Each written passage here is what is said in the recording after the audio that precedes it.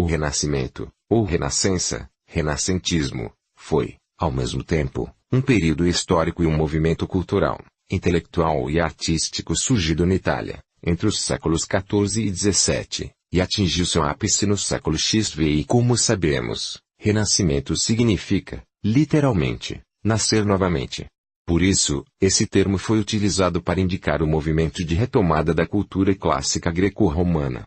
Embora a Itália, especialmente Florença, sejam consideradas o berço da Renascença, ela se expandiu para outras regiões europeias, tais como a Alemanha, Flandres e o norte dos Alpes. Vejamos alguns acontecimentos históricos que contribuíram para o seu desenvolvimento. O Renascimento está situado num período de transição entre a Idade Média e a modernidade, o que corresponde ao final do feudalismo e o início do capitalismo. Naquele momento, uma importante mudança no modo de perceber o mundo estava ocorrendo. Passava-se de um pensamento predominantemente teocêntrico, onde tudo se explica a partir de uma origem divina, para uma visão de mundo antropocêntrica, onde o homem assume papel central em relação ao universo. Tais pensamentos resultaram no surgimento do humanismo, um movimento intelectual que se dedicou a valorizar a condição humana e suas múltiplas possibilidades de realizações e descobertas em variados campos do saber, tais como a ciência, a literatura e as artes.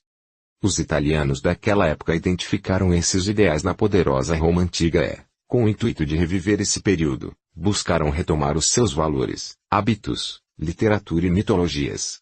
Para isso, os artistas renascentistas estabeleceram como parâmetros para suas produções as antigas obras clássicas greco-romanas, consideradas, por eles, o que de melhor havia sido produzido em termos artísticos até então. Ao fato de reviver os padrões da antiga arte clássica, tais como realismo, simetria e beleza, é que consideramos o Renascimento como o segundo momento da arte clássica na história da arte. Durante o Renascimento houve um grande desenvolvimento naval, comercial e urbano, o que resultou em um significativo crescimento econômico, que deu origem a uma nova classe social, a burguesia. Em virtude dessa ascensão social de uma parcela da população, surgiu um modo diferente de relação entre a arte e a sociedade, o mecenato. O mecenas foi uma figura de extrema importância nesse contexto, pois costumava patrocinar os artistas e suas obras, auxiliando assim na expansão de múltiplos talentos.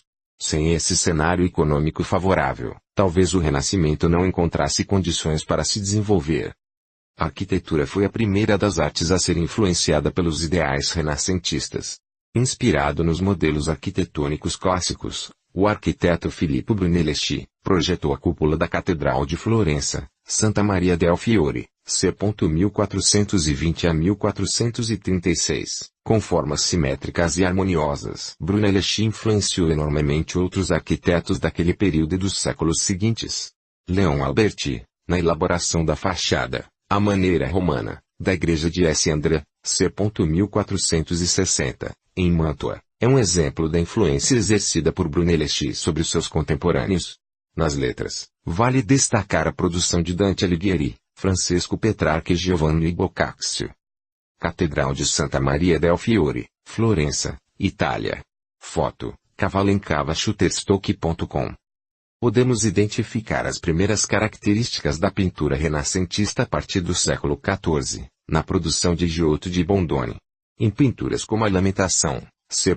1305, Giotto rompeu com o estilo artístico de sua época, caracterizado por formas rígidas, ao inserir, em sua pintura, figuras mais realistas e sensação de profundidade na paisagem ao fundo, por meio da perspectiva.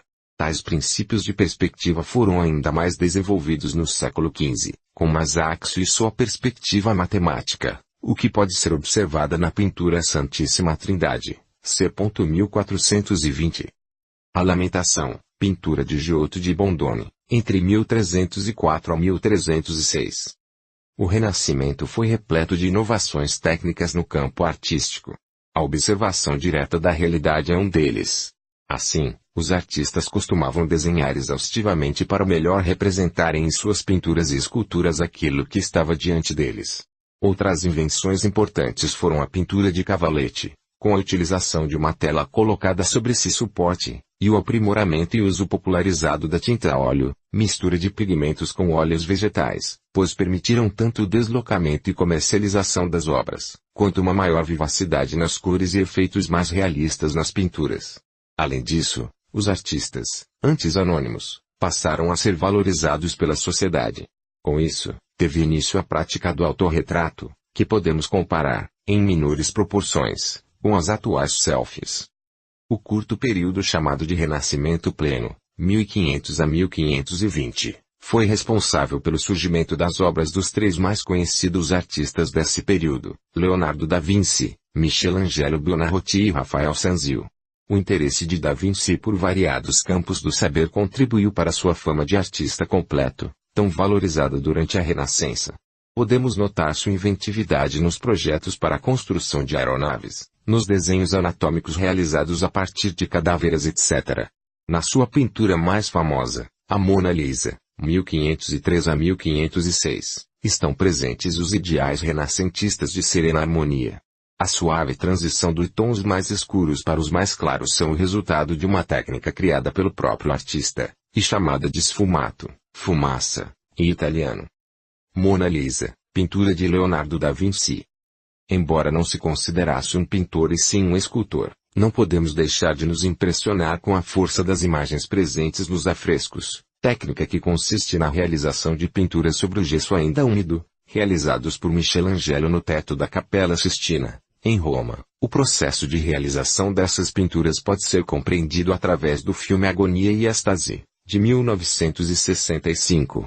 Essa mesma força está presente na obra Davi, 1501 a 1504, uma estátua de aproximadamente 4 metros de altura, que representa a determinação, e as belas formas, do jovem herói bíblico em sua batalha contra o gigante Golias. Estátua de Davi, de Michelangelo, em exposição na Academia de Belas Artes em Florença, Itália. Foto, Lucas Martins Infoescola.com. É frequente mencionar o mais jovem desses três artistas, Rafael, como a síntese dos talentos dos outros dois.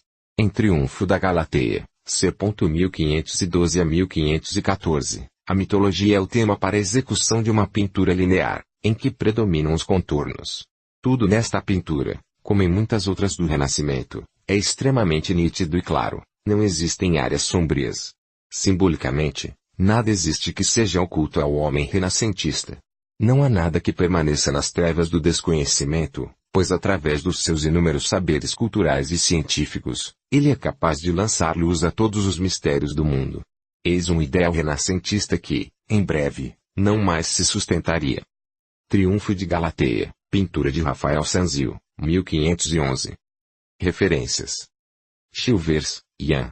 Dicionário Oxford de Arte. São Paulo, Martins Fontes.